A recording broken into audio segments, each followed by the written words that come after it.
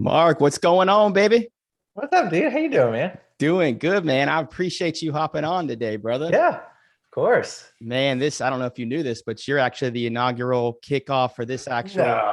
You're No, the shut top dog, up. baby. You are not, Oh man, we're you're gonna no, suck. no, absolutely not, man. That's why I'm actually, dude, to be honest, you were the perfect man for the show. Everybody here in the organization, Jared, Austin, spoke your praises, man. Oh, that's nice. I'm super excited to kind of just be able to chat with you today and Cool. really just to get to know your heart, your head, your vision, your passions, just to give you a little more premise on kind of like what this is all about and kind of the inspiration around it is the How We Got Here podcast. And it's Yeah. right now, we kind of have opportunities and leadership and things of that nature, but it wasn't always this pretty. And we've been fortunate enough to surround ourselves around with employees and associates, teammates, that have allowed us to level up and just really figuring out ways to continue to grow our companies and also pour into our employees at the same time. So everybody's happy, healthy, smiling ear to ear, which is a lot of the times easier said than done. So Always, man. Always easier said than done. yes, exactly. So especially in COVID era where everything's Zoom related and sometimes you get to see person and, social events is always kind of making it a little more of a challenge. But I also think sometimes it's actually more beneficial due to the flexibility that it has caused. So Totally. man, so how's your day? I see you're smiling, you look happy, you look healthy. How you Man, been, yeah, man? I'm always happy, man. Yeah, good. I had a little inspection this morning, a virtual closing later. I have two agent meetings today, so I just helped them a little bit with their business. And then one of my best friends is visiting from out of town. So I'm in Orlando. So are you over in Lakeland? I am. Yep, just about Perfect. So 45 an hour outside of you. yeah. So anyway, we're friends from our previous life when what we used to do, and he's at Universal today, and tomorrow we're doing Legoland and Oh, doing nice. it up. So That's not far from me. yeah, That's Winter Haven, right? Legoland. yeah, Yeah, man. yeah. So I've never done it. I've never done it. I've So only I I've got only ever got to check out Cypress Gardens. So since it's been Legoland, I haven't been able to right, flex on that side yet. right, But right, right, you right. have to let me know how it is, man. Yeah, Well, perfect, man. So Orlando Home Squad, I was getting to read about you a little bit. I've been stalking you a little bit on the gram. I see you're proud, looks like a proud father, husband. yep. So I'm sure that in itself can make work and owning your own business and trying to build a team. That dynamic's got to be tough to be able to kind of turn it off, turn it on. Like, what's that kind of look like? How are you able to be just a strong father figure, a husband, I mean, and sure. established? Yeah, that's the challenge. That's probably the biggest challenge in life, to be honest. My wife and I actually run the team Yep. on our own. She runs all the transactions, so she's kind of she is behind the scenes, but she's also a badass mom, so that helps a lot. Oh, I bet. um, we were my first kid. I was born at I was 36, so I was already kind of I feel like I'm an old dad. So still didn't mean I'm patient, but but I guess I'm probably more patient than I was when I was 22. But yeah, that's the juggle. That I mean, that's why we chose before we did this. We were professional actors, so Wow. we kind of ran our own business that way. But um, now it's nice. We can make our own schedule. We make our own stuff. That doesn't mean we don't work, but it is kind of such a flexible career where we know that hey, like tomorrow I can go to Legoland, right? Right. Like, but I probably have to take a few phone calls. I probably have to do some text messaging. Yep. Like I can go wherever I want, whenever I want. Nobody's telling me what to do. But we both understand like sometimes I'm going to have to get on this and do something real quick, five Yep. minutes, 10 minutes, but I'll be right back. Same with her. She's like, oh, we just got a contract. I got to send this addendum out really quick. I'm like, great. I'll watch kids for 4 minutes while you do that. And so that helps a lot being in business together for sure. But it's definitely a challenge. Oh, That's I for can sure. imagine. It sounds like you Yeah. guys have healthy boundaries, so to speak. So Yeah, we do for sure. as long as you don't get in trouble, like you over there watching 30 minutes of TikTok, you're like, hey, the kid's crying over here. What's going on, man? Sometimes that happens, man. No, I'm just kidding. Yeah, I know the game. Like you get a big email or a big phone call trying to close a deal, inspections. I'm sure it gets at times trying, but it sounds like you guys kind of have a safeguard in place. It's like, hey, 10 Try minutes, to. 15 minutes, I got It's you. not all Perfect. perfect, but there's definitely times where I have my door locked and I can hear a kid trying to unlock it, and I'm like, let's wrap this phone call up.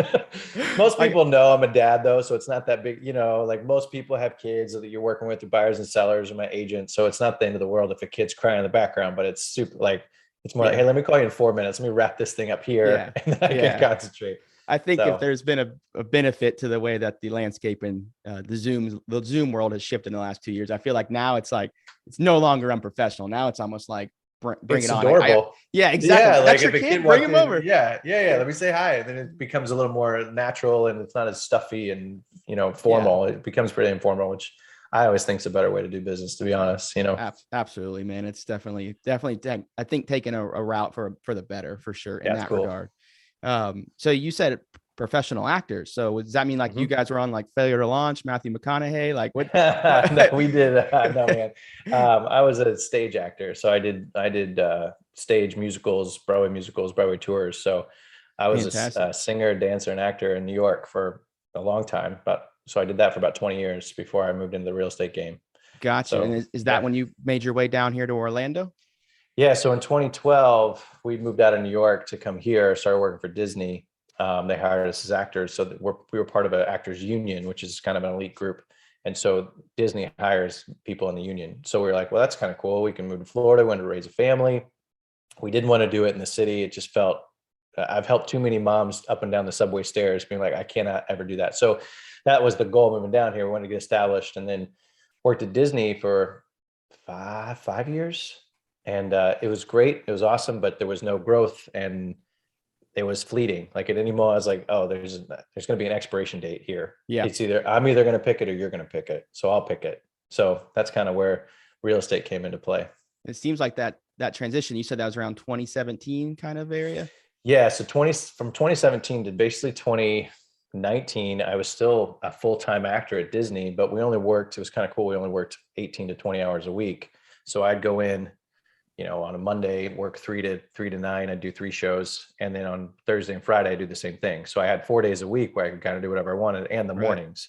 So I could do 2 jobs. I was burning the candle big time. And then finally in 2019, I was like, I'm losing business because I'm still doing this. So I'm sure, I don't know how most people are, but for me, it's hard to let go of that previous life, that previous persona. That's who I was. It's kind of hard to say like, oh yeah, I sell real estate and that's it. Yeah. Even though I was doing well, but then when we made that jump, I felt the pressure. We started growing the team.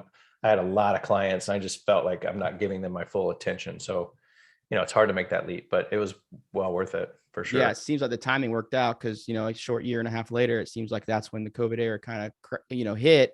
Real estate booms here in Florida, especially in the Orlando area. Yeah. Maybe it was a blessing in disguise right there for that initial sure. push, For sure. That's excellent. So leadership side of things, like when you were in that role of actor, were you kind of like the main guy where everybody kind of like went through, or did you just kind of develop that little soft skill? Yeah, I think I developed it. I mean, so in the acting world, you have a type, right? So I was always kind of like the leading man, and that doesn't mean I was leading. That just means like I was the guy in the front that could sing and was tall, basically. Right. You know what I mean? Yeah. And so I guess that kind of formed through there. But the older I got, the more you just get wiser and you learn from your mistakes. So then, I was in my mid 30s at Disney, and then I had these 22, 24, 26-year-old kids coming in, and I felt myself just advising them just in life. You know what I mean? Like, don't say that in front of people, man. That's just like, so I think that's probably what happened. And then I'm obsessed with when I get a passion for something, I'm obsessed with learning about it and educating myself. I don't have a degree. I have a certificate in theater and I have a real estate license. So I never went to formal school really. So I just listen to podcasts. I call it like the university, the pavement. So I just listen to podcasts and watch YouTube, and which most entrepreneurs do, right? Wow. And I felt like I was gaining so much knowledge, and I just felt myself passing it along and having a passion for that as well. So that's kind of where it went into play. I wasn't like, I'm going to be a leader. Still, there's sometimes where I'm leading a meeting. I'm like, why am I the one talking? But no, I've crammed my brain so much with stuff. I have to spill it out and let everybody else know how to do it. You hit on so much great stuff there. Like in terms of like the degree that never taught me anything about the people skills, the rapport. Like there's so much in that. Like if anything, it probably taught me to tell me to go to networking events, but that was all the skills that I just had to throw myself to the wolves. It's sometimes. Well, I remember even as an actor, like I went to a conservatory for singing, dancing, and acting, and I learned a lot. I learned a good foundation. And then when I did the first show, the second show, the third show, I was like, oh, now I'm learning just watching people and interacting with people and watching people's work ethic and watch people how they train and watch people how they go to rehearse. And you know what I mean? That's when I was like, oh, okay, this is different, and that's the same thing with anything. Yeah, that rapport, man, I'm sure it just became like, and it's not something you can really teach. It has to be the process, you getting there, the road hitting the gravel or whatever the saying may be. It's definitely something you just kind of throw yourself to and just learn it and just do it. And I'm sure you probably took a lot of that from Disney into your day to day within the real estate, now leading the team over there. I mean, as an actor, like our number one thing is to listen and react. I mean, that's what sales is. Exactly. You know what I mean? So it became so natural. Yeah, for sure. So it's kind of, and then the customer service, working for Disney, they're the number one customer service, they make everybody feel great. So Yeah. And I those think two things matched. That's kind of where it catapulted me into this situation. now I know that in your branding, even in your website and a lot of the things that you do, you've kind of been able to take the Disney element, a former job, a lot of a passion, and kind of make it into like your animated characters and give personas based off of that, right? Sure. Yeah. I mean, that came from, so when I was an actor, you'd go into an audition and you'd be competing against 1,000 other people. Right. And the whole thing was like, what makes you special? Why are you different? So you'd have to portray that, whatever that would be. And so when I got into real estate, I kept actually being told like, no, do it this way. There's one way to sell real estate. Do it this way. And it's the old school way and it works. But I just felt like oil and water, man. I was just like, that doesn't make sense to me. I feel like there's different ways to do it. Right. So then, and I felt I was doing a lot of FSBOs and I was doing a lot of the stuff we were supposed to do and cold calling, circle prospecting. And I kept feeling when I would talk to people, I was saying these scripts, and I'm good with scripts, obviously. Yeah. And I just felt like I was saying the exact same thing to everybody. And I would show them my business card and it looked like everybody else's. I was like, how am I going to win anything? Why am I special? Why am I different? So the marketing thing kicked in. I was like, well, first of all, I'm going to create a persona, like, you know what I mean? Something just different. And then I'm going to create a brand and I need a logo for that. And I love the Avengers movie. I'll be honest, the Avengers movie. So I thought if we make this team, like our home squad team, I'm like, it feels like kind of the Avengers of real estate. Like everybody has, like, somebody loves Iron Man, somebody loves Captain America. Like you all have your favorite, but then they get together, they make a badass movie and then they go and do their own 3 or 4 films. Right. So that's kind of where that came from, just like telling a story, I'm a storyteller, telling a story of why you should choose me and the team to sell your home. There's a story. It's fantastic. Right? It's not so robotic where, hey, it's a buyer seller closed transaction. You move in 2 months. There's nothing quite like experience. That. Experience. Yeah. That's fantastic. How are you able to like go all in on it? Like, I'm sure you have people like you probably at times, maybe in the beginning, probably now you're probably like, oh, this is me. This is who I am. But did you ever have times where you're like, man, am I doing the right thing? Should I go fit back into that mold? Yeah, for sure. There's definitely like, we get some pushback. I think when I listen to other successful stories from the real estate industry, usually people are like, I just figured out who I was, and not everybody's going to like it, and that's how it was when I was an actor. Like sometimes you're going to walk in a room and even though they're the best one for the job, somebody will be like, I don't really like you, and so that's what it is. So, I mean, we definitely, like, there's been people like probably haven't gotten a listing because I have a cartoon character. Right. But I'm like, well, you don't get it then. I'd probably sell your house better than most people because I'm skilled. But if you don't like the cartoon, that's on you and that's your fault, and also then I didn't explain what I do. So then that's on me too. And then there's been other agents that are like, I'm nervous to join your team because what if I want to do luxury? I'm like, I do luxury. Yeah. I don't know what to tell you. But you don't vibe with us, and that's okay. Like go somewhere else and do that. Like that doesn't mean I'm the only way. But yeah, it's definitely, there's been times where I'm like, oh man, they didn't like. Recently, there's an agent that didn't join because she was like, well, I'm not for sure about the cartoons. I'm like, well, if that's all you think we provide, then I didn't do my job and you didn't hear it anyway. So I wish you I'm not mad. I just wish you the best of luck, Yeah. But we're different. Yeah. You got to accept us who we are as a company. And if it doesn't mesh, that's okay. That's okay. Totally okay. Yep. Yeah. We can't go into a room, like you said, expecting to be loved by 100%. But I try to hone in on the people who really do love it on our team, and they have ran with it. They have taken their own, and we're really big on our own agent, all of our agents having their own brand, like it's Jonathan and the home squad. It's Rob and the home squad. It's not the home squad with these people. Right. And it empowers them to build their own business within the team. We just give them a platform, I love that.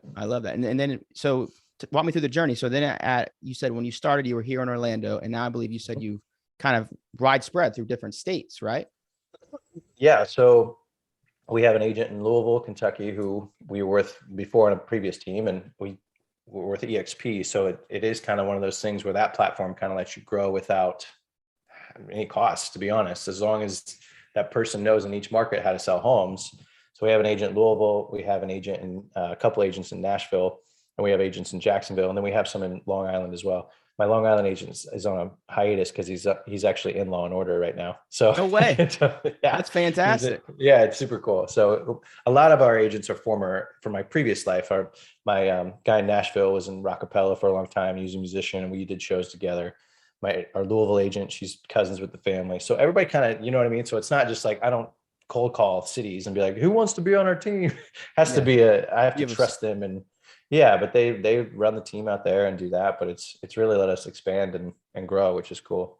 That's fantastic. And you have aspirations, if you do have more of your associations, to try to get in wider and longer. Yeah. I mean, we have this system now where as long as I have an agent in that city, whatever city it is, know how to like train people in the contracts and the transaction of it, we'll pay. We basically cover the cost. So like all these agents on our team can grow a team with no overhead. And we have our model is basically like, we have a similar revenue share on top of the revenue share with EXP. So we basically give a referral fee back.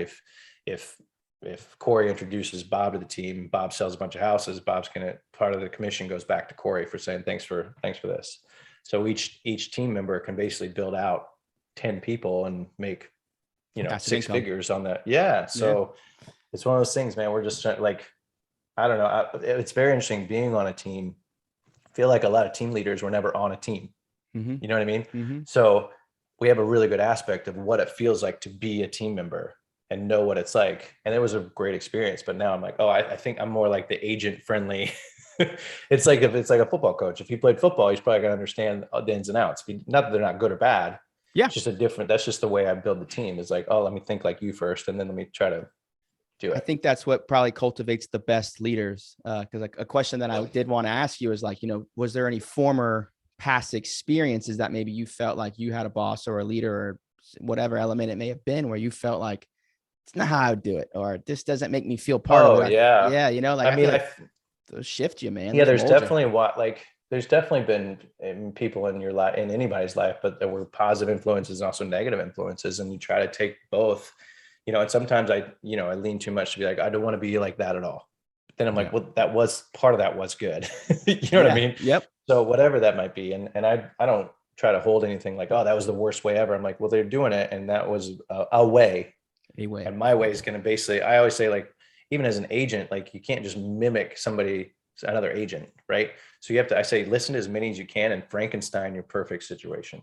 Take this body part and this body part. Same with running a team. I'm like, that was really cool. If I hear that, I can implement that. I learned this here. Let me do that. This was a bad situation, so I'm never going to talk about that.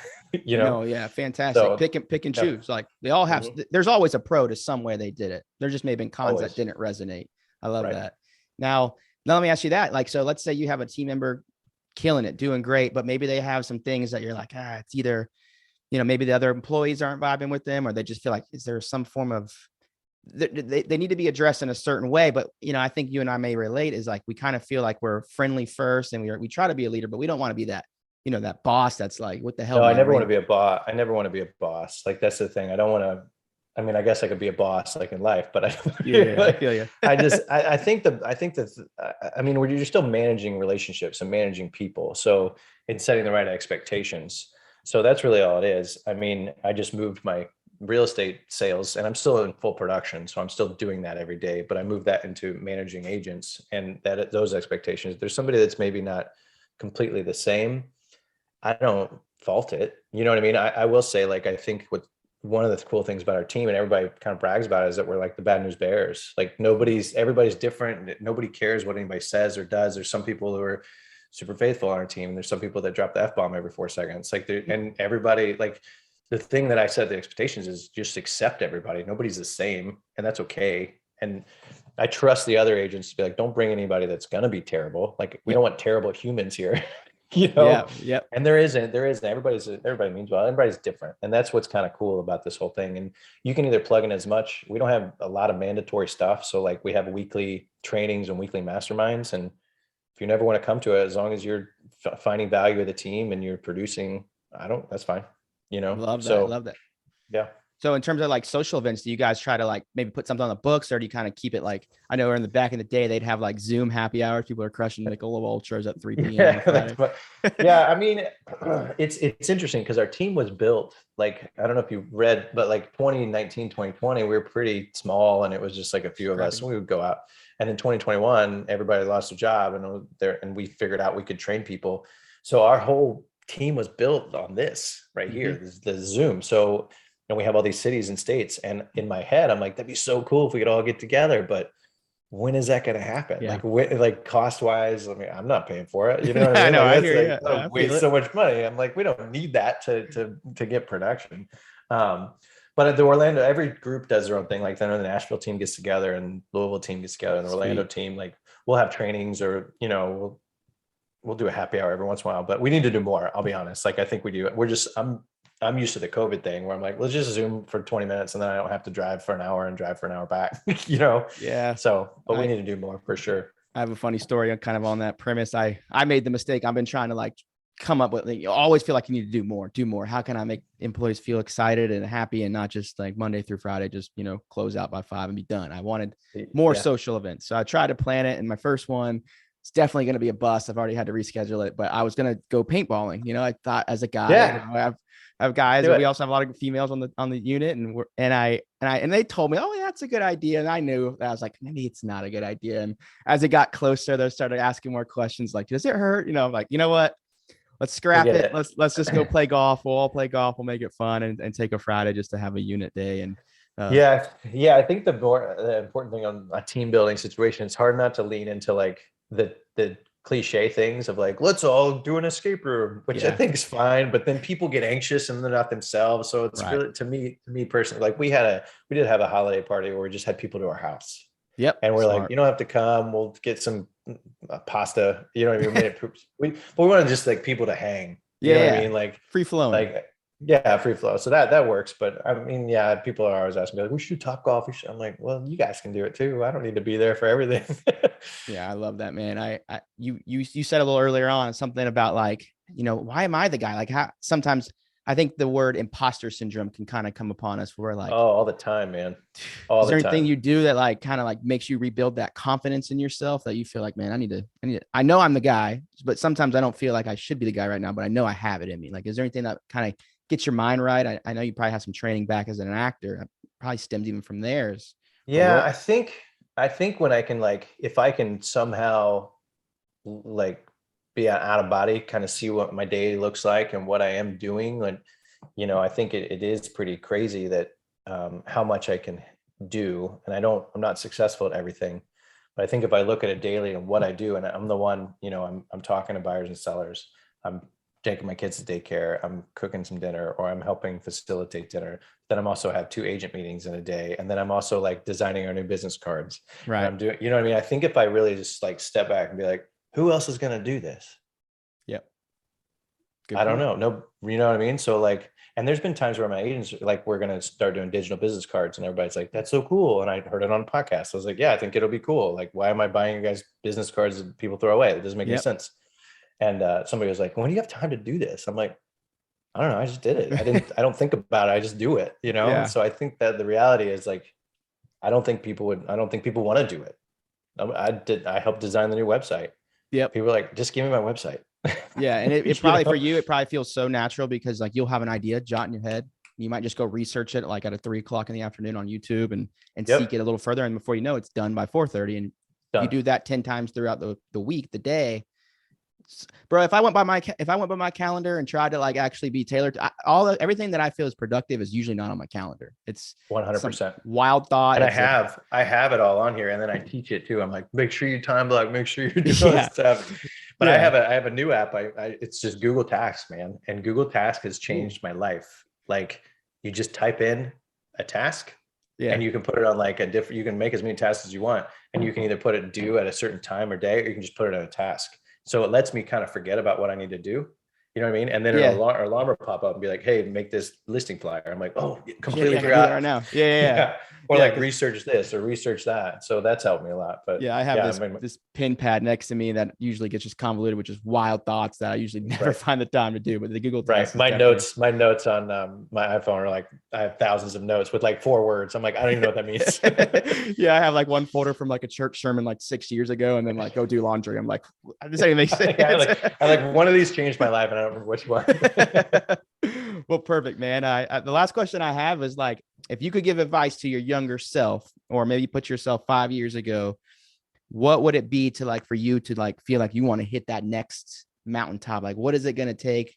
What would you give your advice to any young professionals out there, like to kind of get to where they feel like they've been trying to strive to get to? I would say just invest financially in yourself a little more at the beginning. It's really scary to do, and you're going to fail and you're going to waste money. But that's the biggest thing that I'm doing now, and I'm still can get better at it. But the more money you make, the more and people say this all the time, you do have to spend it to make more. So otherwise you're just going to be at this nice plateau, right? Mm-hmm. So to grow financially, you just have to be like, all right, and you have to budget. You have to be really smart with your money, or at least intentional with your money, not smart, because you have to, and you have to like I tell agents now, we take a pretty small cut on purpose so that they take a percentage and spend it on themselves. Like I'm giving you a lot of stuff, but if you don't spend on yourself, you're just going to sell 19 homes every year. Yep. Which is cool. But inflation's not, and you're dying kind of essentially. Right. So I think that's the biggest thing is that, and I always kind of wanted to, but I didn't know what to do. And once I started like spending and being like, well, that lead source sucked. I just wasted $2,000, but I'm like, now I know, yeah, right? Yeah. Like lessons. And I learned, yeah. So like, it's the same as like a big company would spend on even just training you, you know what I mean? Like how many times do they just spend money, they pay you to train, and then you get there and like 3 weeks in, you're like, this sucks, I'm out. Like what a waste. But now then they probably got better by their systems and you know what I mean? Pre-qualifying you as an employee. Like you have to spend money. Like that's the one thing you have to do. So even if it's $5 a week, like invest in yourself. Yeah. Invest in the education, invest in the personal brand. If I think college is so shoved down people's throats right now. Like at least it felt like that way as a kid, where you got to go to college, you got to get a good job. Now, that's the tail end of that. I'm just kind of like, nah, I probably would say that's not it. I mean, unless you're, your traditional doctors, lawyers, things of that nature. Right. Yeah. Those all make sense. But to me, it's like, you can learn anything on YouTube. You can network, the people skills like we talked about earlier. That's the big one that I always try to recommend is like, go meet some like-minded individuals, some people that aspire to do something. Get around those people, start asking the big questions, try to meet a couple millionaires, see what they're talking about, and then just, follow suit. You can stay, and if you can stay humble enough to know that you're never going to be the smartest one, like even if you're smarter than somebody, they probably have something that they're smarter than you, guaranteed. 100%. So as long as you can kind of always, I love just picking people's brains and being like, where'd you get there? Like that's what this podcast is, right? Yeah. How we got here. How'd you get there? Because like everybody has their own story and their own way of doing it. So yeah, you said budgeting earlier. That's such a buzzword for me because I was terrible with money up until about 3 years ago, and it's still a challenge. It's a daily challenge. It's discipline, and personal finance and budgeting for me kind of put me on a trajectory to understand like, okay, when you start realizing where your money's going and how stupid you make decisions, whether that's fast food or, just stupid experiences, lavish vacations, whatever it may be. And then then at the end of the month, you're trying to make it stretch and you have no dollars left. It's like, once you put yourself on a firm budget, you might have excess money at the end of the month. Now go take that and go either invest in an idea or a brand or somebody that's going to give you training to take you to the next financial level. Well, yeah. And you have to spend we have a financial advisor now, and we have somebody doing our books, and we have a good solid CPA. None of them are cheap, but I also know that I don't have to stress about it. I know what it is. And I use my Realty Zam to watch everything. But again, I spent money on all this stuff to make sure that I know what I'm doing, as opposed to like, how much do I have?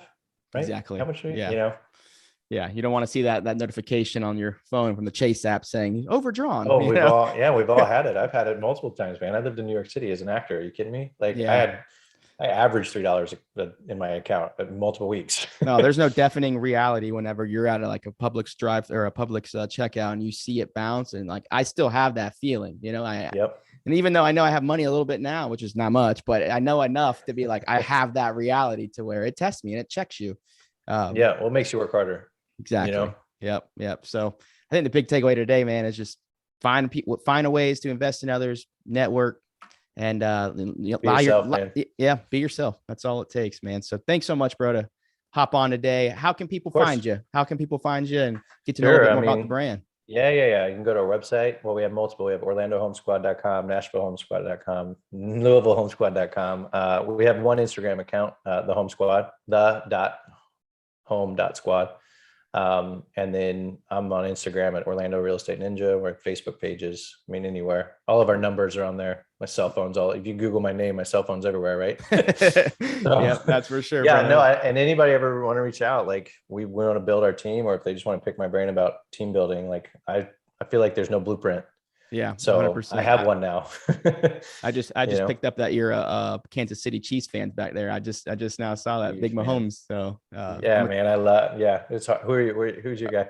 Tampa. So I had to be quiet about it for a little bit. Well, I'm a Bucks guy, right. but we're tough now. Now we're done.